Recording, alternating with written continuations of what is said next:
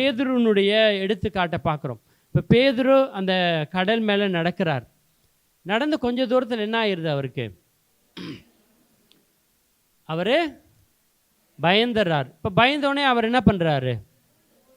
மூழ்கிறார். மூழ்கினோடனே ஆண்டவர் என்னை காப்பாற்று அப்படின்ட்டு ஆண்டவர் பற்றி கொள்கிறார். இப்போ பேதுரு என்பவர் ஒரு மீனவர். இப்போ எனக்கு தெரிஞ்ச ஒரு சில மீனவர்கள் கடலில் படகு உடைஞ்சி 3 நாள் கடலில் கடந்தவங்களாம் இருக்காங்க. 3 நாள் ஸ்விம் பண்ணிவிட்டு இந்த புயலெல்லாம் போய் 3 நாள் கடலில் இருந்தவங்களாம். இப்போ பேதுரு என்பவர் அவர் ஒரு மீனவர். அவருக்கு நல்லா நீச்சல் அடிக்க தெரியும். அப்புறம் அவர் எப்படி மூழ்கினார்?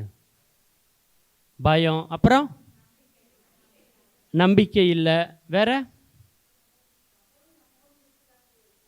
கடவுள் நம்மோடு ஏசு இருக்கிறார், அதனால் நான் 3 நாள் என்ன காப்பாற்றிடுவார் அப்படின்னா அவர் கடவுள் நம்மோடு இருக்கிறார் என்பதை அவர் மறந்துடுறார். ஸோ அதை தான் இயேசுவும் சொல்கிறாரு, அஞ்சாதீர்கள் அப்படின்ட்டு. இப்போ புதிய வருடத்தில் சில நேரம் நம்மளும் பேதுரு மாதிரி ஆயிடுவோம். நம்ம திடீர்னு கடலுக்குள்ளே டபுக்குன்னு உள்ளே போயிடுவோம். அப்போ கடவுள் என்னோடு இருக்கிறார் ஒன்று, நம்பிக்கையை இழந்துடுறோம். அதுதான் அடிக்கடி நம்ம வாழ்க்கையில் வந்துடுது. ஒரு பிரச்சனை வந்து, ஒரு நோய் நொடி வந்து நம்ம தாக்கும் பொழுது நம்பிக்கையை இழந்துடுறோம். நம்பிக்கை இழந்த உடனே கண்டிப்பாக பேதுருவை போல் நம்ம கடலுக்குள்ளே தான் போவோம், மூழ்குவோம்.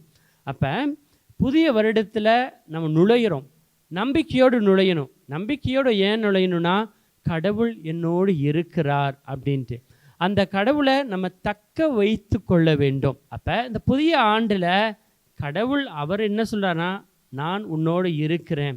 அந்த பிரசன்னத்தை, கடவுளை தக்க வைத்து கொள்ள வேண்டியது நம்ம பொறுப்பு. உலகம் சார்ந்த காரியங்களை ரொம்ப கவனமாக தக்க வைத்து கொள்கிறோம். ஒரு 10 ரூபாவாக இருந்தாலும் அந்த 10 ரூபாவை பத்திரமா நம்ம வச்சுருப்போம். அப்போ ஆண்டவர் எவ்வளோ முக்கியமாக நம்ம கவனமாக தக்க வைத்து கொள்ள வேண்டும் என்று நம்ம எல்லாருக்கும் தெரியும். அதனால் இந்த ஒரு கிறிஸ்மஸ் விழாவின் பொழுது ஆண்டவர் நம் ஒவ்வொருவரையும் அழைப்பது, ஆண்டவர் நம்மோடு இருக்கிறார் என்பதை உணர்ந்து கொள்ள வேண்டும். 2வது, ஆண்டவரை நாம் தக்க வைத்து கொள்வோம். இப்போ ஆண்டவரை தக்க வைத்து கொண்டோம்னா, அந்த யோவான் நற்செய்தியில் வாசித்தது போல நீங்கள் மிகுந்த கனி தருவீர்கள் என்று ஆண்டவர் சொல்கிறார்.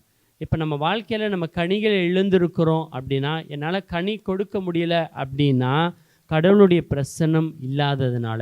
இப்போ கடவுளுடைய பிரசன்னம் இருந்தால் கண்டிப்பாக மிகுந்த கனி தர நம்மால் முடியும்.